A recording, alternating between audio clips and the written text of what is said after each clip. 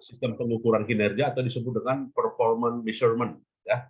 Ini menggambarkan ya bagaimana kita membandingkan kinerja keuangan, konsekuensi dari penyajian anggaran keuangan. Nah itu ya, karena adanya anggaran keuangan lah, makanya harus dievaluasi, ya. Maka harus dibandingkan, ya. Maka harus dievaluasi, harus direview, gitu ya. Bahwasanya pengukuran kinerja, gitu ya, di sini merupakan suatu hal yang penting bagi organisasi, gitu ya. Sehingga dalam organisasi itu bisa dapat mengendalikan informasi dan juga mengembangkan kebijakan strategi. Tadi diperlukanlah yang namanya sistem pengukuran kinerja, gitu ya. Dan bicara sistem pengukuran kinerja itu tujuannya adalah berkaitan dengan strategi implementasi. Jadi yang didasarkan pada pada sistem, ya, kemudian juga pada ukuran yang merepresentasikan kinerja organisasi. Nah, jadi ukuran mana yang tepat, gitu ya? Atau kira-kira ukuran mana yang dikatakan dengan ukuran kunci sukses, ya? Maka strategi kesuksesan sangat tergantung kepada yang pertama adalah ukuran kinerjanya, gitu ya. Jadi ukuran kinerjanya itulah yang menunjukkan bagaimana mekanisme yang sederhana yang dikembangkan, gitu ya, yang ada di dalam satu organisasi, lalu diimplementasikan, ya, diimplementasikan terkait dengan kebijakan strategi. Nah ini karena berkaitan kedudukan dari sistem pengukuran kinerja itu adalah berhubungan dengan perencanaan strategi, maka ada hubungannya nantinya dengan sistem pengendalian keuangan, gitu ya. Nah, dengan adanya pengendalian atas keuangan, maka tujuan dari perusahaan itu bisa secara optimal, gitu ya. Ya, bisa secara optimal bisa secara optimal dikawal, gitu ya. Nah, ini. Dan untuk juga menjamin ya bagaimana dalam jangka panjang ya profitabilitas itu bisa dicapai. Kenapa? Ya karena yang namanya stakeholder itu selalu menginginkan ya yang namanya return atas penyajian tersebut yang berkaitan dengan laba di masa yang akan datang. Ya, maka harus selalu laba, gitu kan? Nggak bisa rugi. Ya karena apa? Ya karena berkaitan dengan kepentingan stakeholder. Nah, kira-kira demikian ya. Maka harus selalu diukur ya. Dalam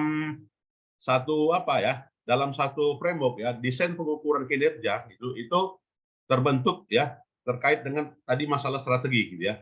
Jadi berkaitan dengan strategi, maka kita akan memprosesnya ya, mulai dari perhitungan ukuran yang tepat ya, kemudian juga ukuran yang dilakukan ya, kemudian juga sistem reward-nya, gitu kan, kemudian juga perhitungan hasilnya, kan gitu ya, hitungan hasilnya. Maka yang dibutuhkan adalah feedback ya, bagaimana pengendalian dalam suatu perusahaan itu bisa mengevaluasi kinerjanya yang ada di dalam 1 tahun ya. Dan juga kita akan melihat ya bagaimana dalam jangka pendek ya sebuah kegiatan gitu ya,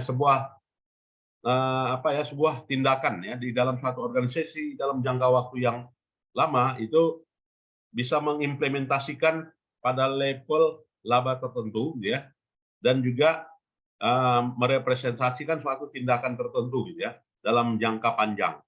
Nah, sebagai contoh misalnya ya di sini bagaimana kita mengukur kinerja Bos and Lem secara divisional ya, di mana Bos and Lem di sini adalah untuk menghasilkan produk ya, dan menggunakan strategi yang digunakan untuk dalam jangka panjang yang tujuannya adalah mendapatkan bonus kan gitu ya. Maka taktik yang favorit yang dilakukan itu adalah berkaitan dengan kredit jangka panjang ya kepada pelanggan harus diberikan supaya apa ya, supaya mendapatkan kemudahan ya dalam pemesanan order yang lebih banyak. Kalau katanya orang dijual kredit tapi ini ya artinya orang mau beli gitu kan. Kalau jual diberikan kemudahan apakah kemudahan pembayaran, gitu kan, atau kemudahan dalam jangka waktu pembayaran, gitu kan, itu menyebabkan ya penjualan tinggi. Ya. Kalau dia penjualan tinggi maka bonus tinggi. Ya. Order tinggi maka bonus tinggi. Kira-kira demikian ya.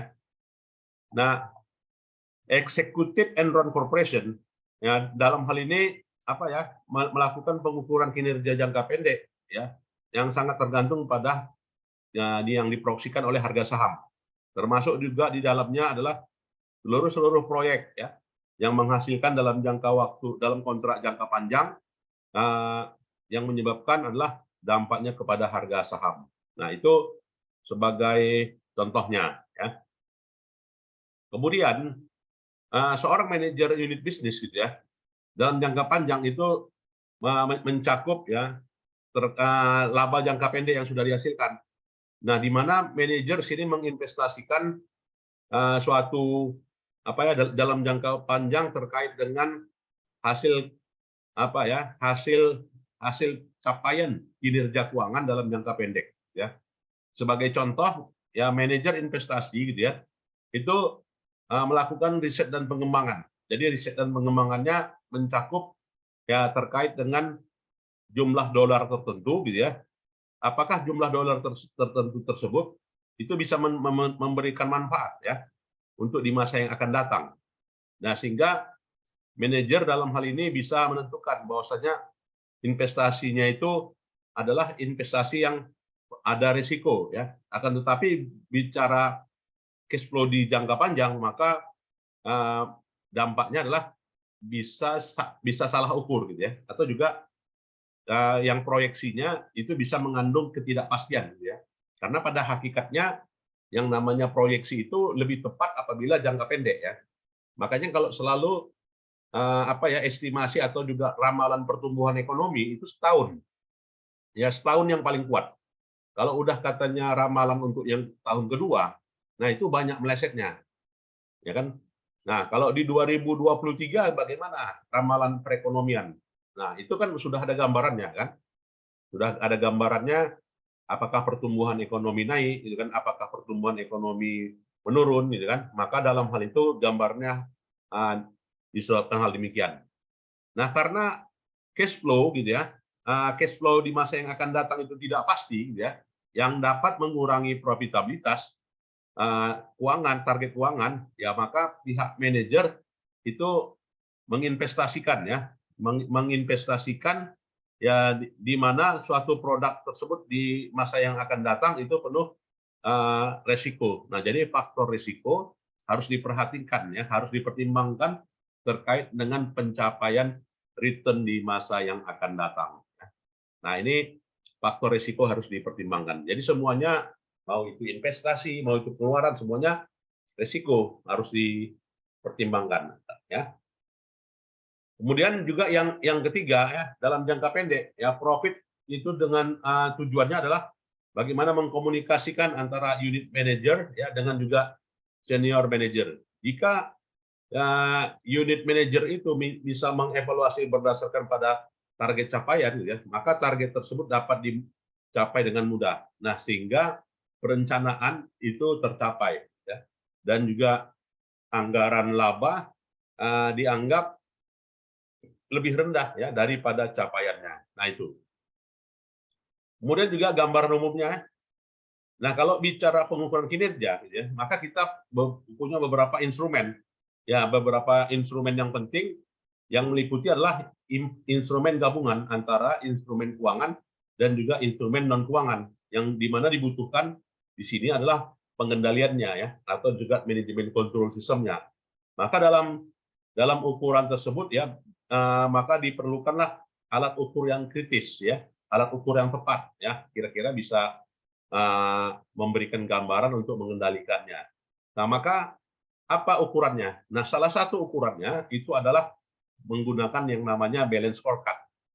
Nah, jadi yang namanya balance scorecard itu adalah alat ukur pengukuran kinerja ya. Jadi alat ukur pengukuran kinerja yang bagaimana? Balance scorecard itu. Jadi balance scorecard itu adalah mengukur yang terkait dengan unit aktivitas ya, terkait dengan tujuannya dan juga ukurannya yang mencakup dari sisi 4 perspektif. Yang pertama adalah perspektif keuangan. Nah, kalau dia perspektif keuangan, maka apa sih indikator mengukur dikatakan kinerja keuangan itu baik, kinerja keuangan itu sedang, kinerja keuangan itu tinggi. Dari ukurannya adalah profit margin ya. Dari ukurannya adalah return on asset. Dari ukurannya adalah cash flow. Nah, profit margin ini apa? Laba kotor penjualan dikurangi dengan HPP, itulah namanya profit margin. Sedangkan ROA itu apa? Ya, laba bersih rata-rata dibagi dengan jumlah aset rata-rata, kan gitu ya. Sedangkan cash flow, ya net cash flow, cash inflow dikurangi dengan cash outflow ditambah dengan saldo awal. Itu namanya ukuran kinerja keuangan. Nah, kalau kita mau mengukur kinerja pelanggan bagaimana? Dikatakan kita berhasil meningkatkan apa ya, menambah kepuasan pada pelanggan. Apa sih indikatornya? Ya, indikatornya adalah indikator pelanggan itu adalah market share-nya. Seberapa besar kita menguasai Kota Medan? Seberapa besar kita menguasai Labuan Batu? Ya kan? Kemudian ukuran yang lainnya apa? Kepuasan. Ya, seberapa besar level kepuasan? Sangat puas, puas, sedang, netral, tidak puas. Begitu ya. Sedangkan ukuran internalnya, ukuran indikator internalnya apa? Employee retention. Ya, tingkat apa ya? Pergantian karyawan. Kemudian juga jumlah waktu yang berhasil dikurangi dalam kegiatan produksi. Nah, itu adalah internal bisnis. Kemudian yang berikutnya adalah innovation and learning. Ya, jadi inovasi dan pembelajaran itu terus-menerus. Nah, maka indikatornya apa? Indikatornya adalah presentasi dari sebuah penjualan atas sebuah produk baru. Jadi kalau produk baru biasanya kan berat jualnya kan. Nah, tapi kalau produk baru diluncurkan itu laku, ya banyak peminat, ya berarti innovation and learning-nya berhasil gitu kan. Kalau misalkan produk baru itu misalnya produk rokok gitu kan. Kalau ada rokok baru dengan persaingan dengan rokok Sampurna bagaimana? Rokok baru. Berat gitu kan? Ya, berat kalau mau bersaing dengan produk Sampurna. Apalagi keluarkan produk baru. Kalau mobil bagaimana? Ya, misalnya apa ya? Toyota mengeluarkan produk yang namanya Toyota Avanza gitu kan, yang dalam hal ini penggerak roda depan gitu kan. Nah, sejauh mana peminatnya dibanding dengan kompetitornya misalnya kan? Ya, produk-produk lainnya. Maka kalau dikatakan penjualannya adalah ukuran per November adalah nomor 3, ya berarti innovation and learning-nya berhasil. Nah, kira-kira demikian ya. Boleh aja kita mau diskusi.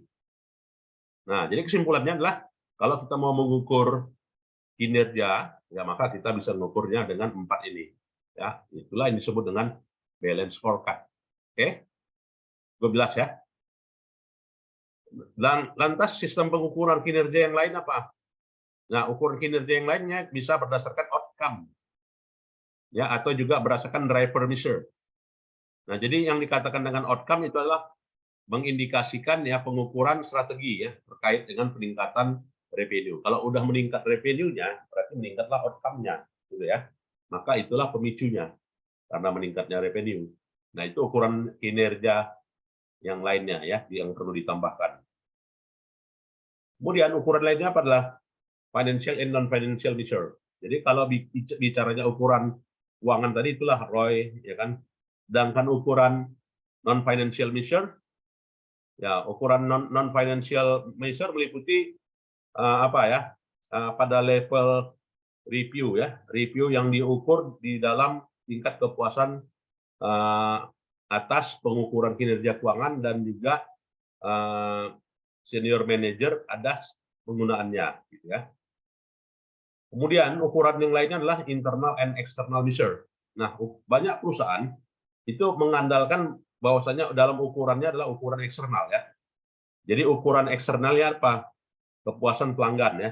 Jadi kepuasan pelanggan diukur ya dengan proses bisnis internal ya. Yang menggunakan adalah jumlah yang diproduksi gitu kan. Jadi kalau jumlah yang diproduksi banyak lantas laku gitu kan, maka secara internal dan juga eksternal measure kita unggul ya. Nah, ini. Kemudian ukuran yang lainnya apa? Measurement drive change. Jadi pengukuran yang penting yang lainnya itu adalah terkait dengan ukuran dalam suatu organisasi yang kesesuaiannya dengan strategi ya, terutama strategi organisasi terkait dengan apa ya, keselarasannya, goal kongruennya antara menyeluruh antara keuangan dan juga strategi tujuan strategi organisasi gitu ya. Jadi apabila itu selaras maka goal kongruennya memadai gitu ya. Dan inilah kita lihat ya bagaimana pengukuran kinerja ya dari sudut pandang balance scorecard tadi, innovation and learning yang diukur dari manufacturing skill ya. Jadi sejauh mana kemampuan manufacturing skill-nya itulah proksinya. Nah, jadi kalau adik-adik mau meneliti juga boleh ya. Misalnya pengaruh manufacturing skill ya, kemudian koma ya kan. Kemudian adalah internal business perspective ya, kemudian juga customer satisfaction dan juga sales revenue growth ya kan terhadap pertumbuhan perusahaan.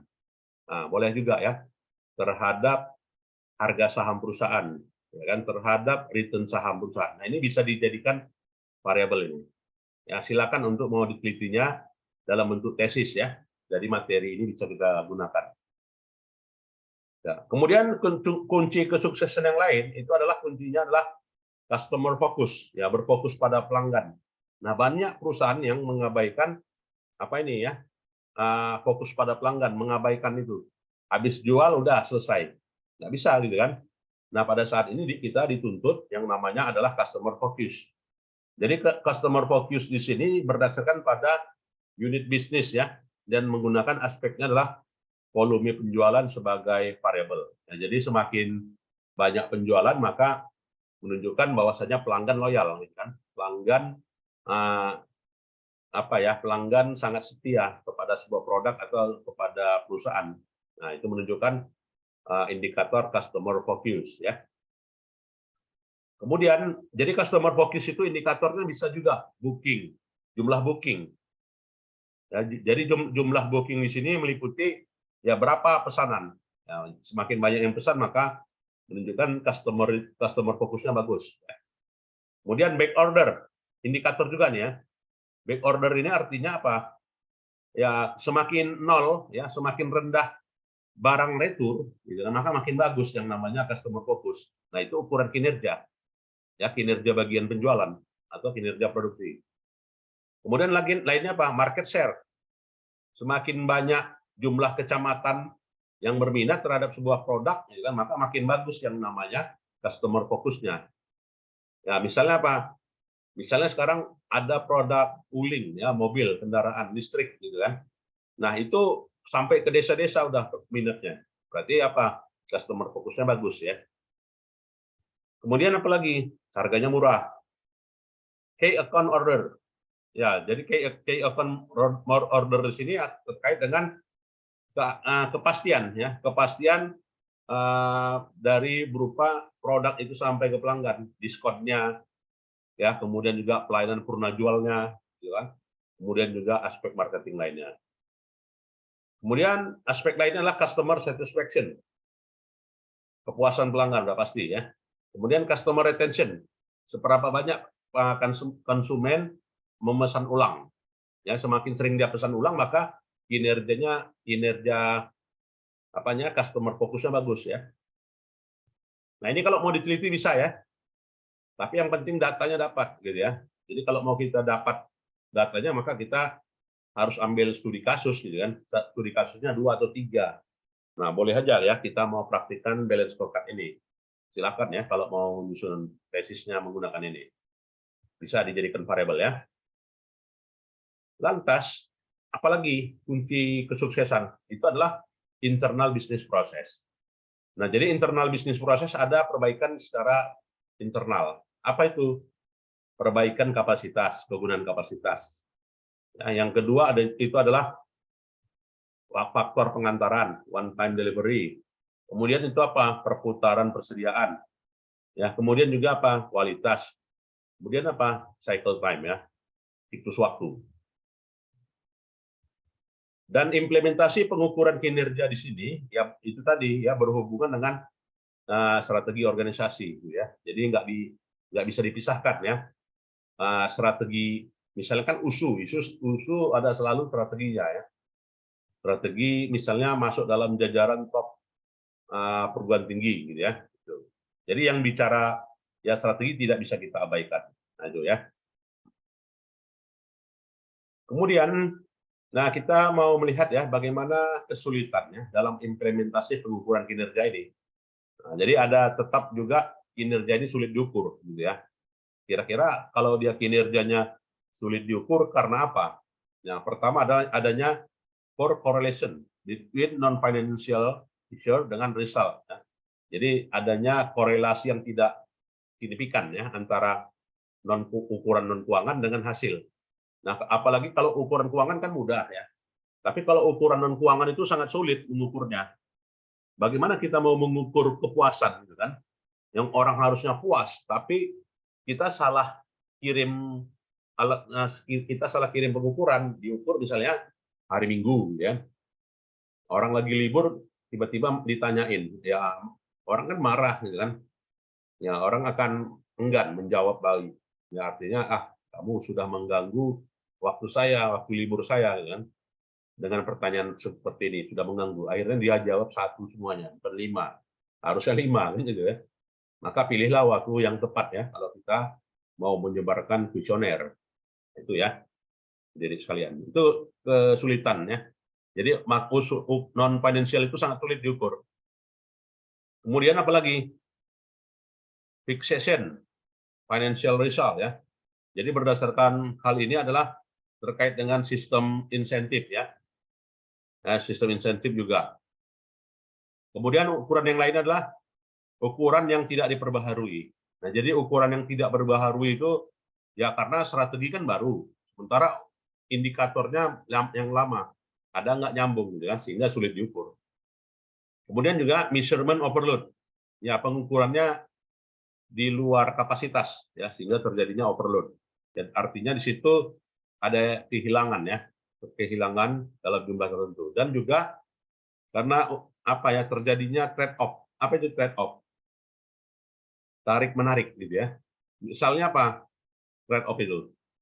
Inflasi dengan pertumbuhan ekonomi. Trade off nggak? Trade off kan gitu kan. Kalau dia pertumbuhan ekonomi, kalau dia inflasinya tinggi, maka pertumbuhan ekonomi juga akan rendah. Tarik menarik itu. Kalau inflasinya rendah, maka pertumbuhan ekonomi tinggi. Trade off itu. Ya. Kemudian ukuran praktis yang lainnya apa? Ukuran praktisnya kita bisa menggunakan beberapa alat ukur. Nah, ini tadi ya. Financial performance, ya, operating efficiency, customer satisfaction, ya kan, employee performance, innovation change. Nah, ini juga bisa dijadikan variabel ya. Kalau ingin kita mau mengukur apa ya, tingkat kepuasan pelanggan ya dengan berbagai aspek ini. Silakan ya kalau mau nyusun tesis. Ya, mengukur kinerja organisasi ya dengan menggunakan 4 indikator ini. Jadi ini X1 gitu kan, ini X2, ini X3, ini X4, X5 ya terhadap Y. Nah itu ya. Nah, sehingga karena dalam hal ini diperlukanlah yang namanya pengendalian gitu ya. Jadi pengendalian itu apa ya sebagai alat kendali atas jalannya strategi implementasi. Gitu ya. Nah itulah ya yang berkaitan dengan bicaranya sistem pengukuran kinerja ya. Jadi topik kita pada kali ini adalah bagaimana sistem pengukuran kinerja menyediakan mekanisme gitu ya terkait dengan strategi tindakan ya. Jadi ukurannya adalah menggunakan 4 indikator ya. Itu tadi berdasarkan pada customer focus gitu kan, berdasarkan kepada financial perspective ya kan, berdasarkan kepada learning and growth perspektif gitu kan. Ada 4 tadi kan. Nah, dan juga untuk mengukur kinerja apa ya? Kinerja perusahaan juga kita bisa mengukur menggunakan 4 itu. Nah, inilah topik kita ya. Silakan kalau ada yang mau kita diskusikan pada pertemuan kali ini. Silakan.